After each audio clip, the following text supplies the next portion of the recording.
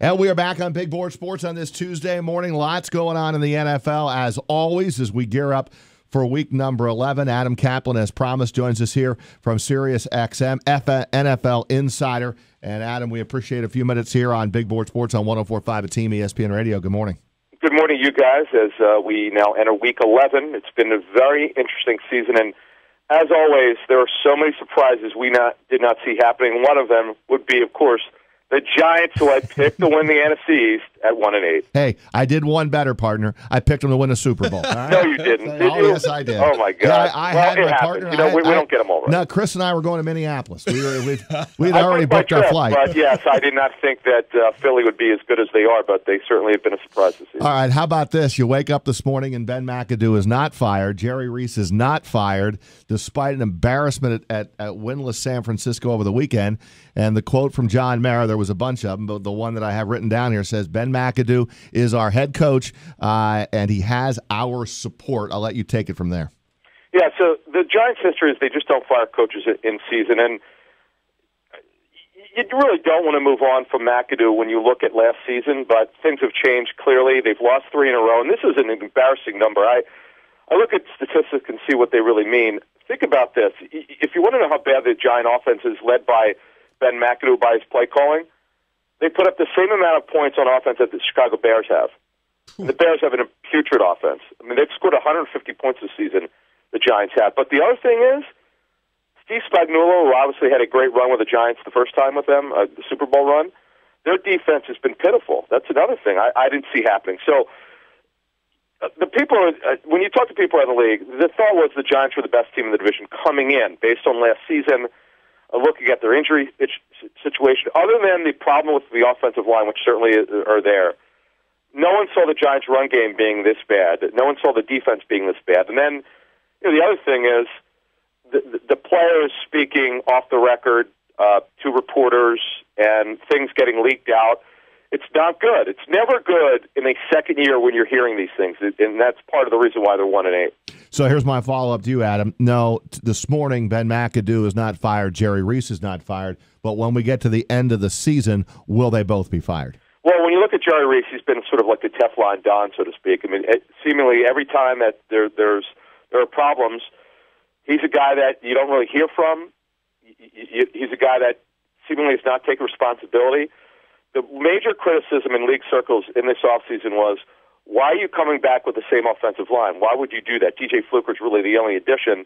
And he's been not a bad signing, but the fact of the matter is you couldn't come into the season with Bobby Hart as your right tackle and Flowers as your left tackle. That's just that can't happen. And this is something every team that I spoke with that played the Giants last season said, boy, Eric Flowers is bad. He's well below average left tackle, who probably should be a right tackle, and then Bobby Hart is a backup. And that, from a personnel standpoint, you've got to do a better job.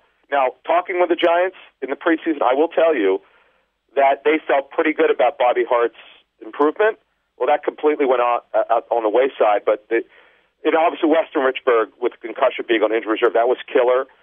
They had to move Pugh around. That's been a problem. They've so many running backs on the roster, but they don't have a consistent running back. That's been a problem. When's the last time the Giants have had a good run game? It's been a while. But they've got a couple bright spots. Evan Ingram looks like he's going to be a really good tight end, something they haven't had since Jeremy Shockey. And then the other thing is, do you start turning the page to go to the next quarterback? Davis Webb's a guy that I saw at the Senior Bowl last year who stood out. He was probably, if not the best quarterback there, he was one of the best. Do they look at, because they have nothing to play for, they're not technically eliminated yet for a wild card, but it won't be too long until they will. And that in the league, they call it evaluation mode when you start looking towards next season. I kind of agree with the sentiment to play Davis Webb, because at this point, what are you really playing for? Adam Caplan with us here on Big Board Sports 104.5, the Team ESPN Radio. He is a Sirius XM host and NFL insider, and you can check him out on Twitter at Caplan NFL. Adam, I agree with you on finding out about what your quarterback options are after this year. Roger and I disagree here that I would seriously consider trading Eli Manning. He would not be the first, quote, legendary quarterback to be traded. How do you think the Giants should approach this offseason in terms of whether or not they should draft who they believe is their next franchise quarterback and what they should do with Eli? I think when you look at Eli's situation, typically when you talk 36 years old, well, that's way too old for a player to be a starter, but not at the quarterback position. Tom Brady, I know he's an anomaly. At 40 years old, he turns 41 in August. We've never seen this before in the history of the National Football League, a quarterback playing at that age and playing so well. It's one of the big reasons why last week or 2 weeks ago they traded Jimmy Garoppolo. But in Eli's situation, you're just not going to get great value for him if they decide to trade him. He turns 37 in January. To me, Davis Webb is a guy that if they turn the page and they decide to go with him for next season, which I still think is a long shot, but if they did, I don't get the feeling they would not just throw him out there and not have competition for him. Now, you mentioned the draft. Draft is there are going to be a lot of names, but there are no Carson Wentz. You're not going to find Carson Wentz or Jared Goff in this draft where people feel really good about him. Last year with Goff, it's simply coaching. He wasn't ready, sure, but the coaching was atrocious last season with the Rams on the offensive side of the football.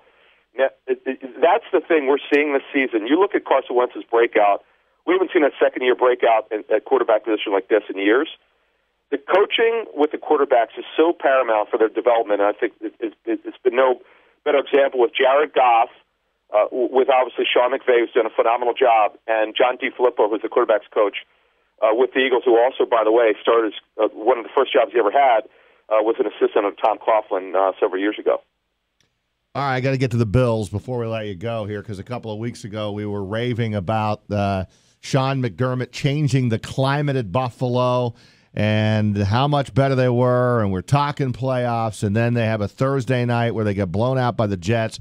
We know what happened this past weekend against New Orleans where they couldn't stop the run. Where do we stand with Buffalo moving forward the rest of the season, and what the heck has happened the last two games, Adam? Yeah, it's a couple things here. So first of all, I know if you're a Bills fan, you had your hopes up when they were 5-2. You were looking like, wow, definitely in the wild card hunt. They're not going to win a division against the Patriots, but they're going to hang in there. I just think the reality hit. I think that, first of all, their defense has come unglued. The discipline that had been there, it was almost like they were doing smoke and mirrors. Sean McDermott's done a great job of just building morale. But the problem is, on the front seven, you're starting now to see the words that they had. They traded Marshall Darius. I think that's been a problem. You certainly saw last week their run defense now is struggling. They're not getting the pass rush they had gotten before, and their offense is coming unglued here. The Kelvin Benjamin trade, that's going to take a while for Benjamin to get acclimated to West Coast terminology that he had to learn very quickly. That's a tough thing to do in a matter of 2 weeks. I think the reality hit is the Bills just don't have a quality starting quarterback. I think Tyrod Taylor's a little bit over average, talking to personnel people, but he's not a long-term starter at that position. I think they're going to address that next year. And I think defensively they've probably been overachieving. I think the reality is this is probably on paper a 6 to 8 win team, and I think that's what you're seeing lately. But here's the good thing: as someone of the Raiders told me a couple hours ago when I was speaking to him, and then another person who always spoke from the Raiders who called me on their way into work. I mean, you look at the Raiders; they're 4-5, but when you look at the 6th team for the wild card, I mean, it's hard to find a 6th team. The Bills are up there. The Raiders are still hanging in. The Ravens at 4-5. And then after that, there's just nobody else. So absolutely, if you're a Bills fan, you got to feel pretty good now. If they just don't have a total collapse, I think they have a real good chance to get that 6th spot. Bills fans hearts were breaking and buoyed simultaneously in that answer. I love it, Adam. I want to ask you about the Patriots, who, as you said, look, Bills fans could hope that they would hang in the AFC East with New England based on some of the things we saw defensively by the Patriots. They seem to have maybe shored some of that up. Recent performances against the Falcons and obviously at Denver, whose offense is a mess, as we know. Where do you stand on this Patriots team in terms of being a real threat to repeat? Yeah, so talking to the Raiders, because they play in Mexico against the Patriots, they said that when they watched the Raiders, when they said they watched the defensive tape, there are two things that they said stood out. From the second half of their schedule, they're playing with much more better discipline, and they understand what they're doing. They simplified their defense, where they're not making the mental errors. They were trying to do too much on defense. Matt Patricia, the defensive coordinator, will certainly be a head coaching candidate once again. I think he was trying to do too much from talking to the Raiders. And the other thing is Patrick Chung, the veteran safety, has been much bigger part of their defense, and they're getting healthier on the defensive side of the football. You know, they have a lot of players on defense that guys that they didn't even draft that they either traded for, sign as free agents, or sign as guys who had been cut by other teams, and they're playing with a lot of discipline. And Rex Burkhead's been a bigger part of the run game. He's over the rib injury, and they're doing this without Chris Hogan, and I doubt plays this week with a shoulder injury. So when you look at it, it's not just Tom Brady; it's a lot around them.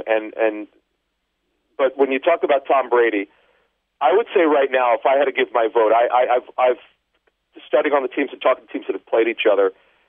I would say it's Tom Brady with a slight edge over Carson Wentz for the MVP. It's been kind of a very interesting season with the surprises. We talked about the Giants, about one of the surprises and disappointments.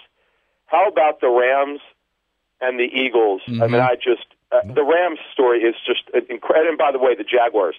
It's what we love about the National Football League, because you expect the unexpected. Yeah, I mean, listen, we talked about this yesterday in the show.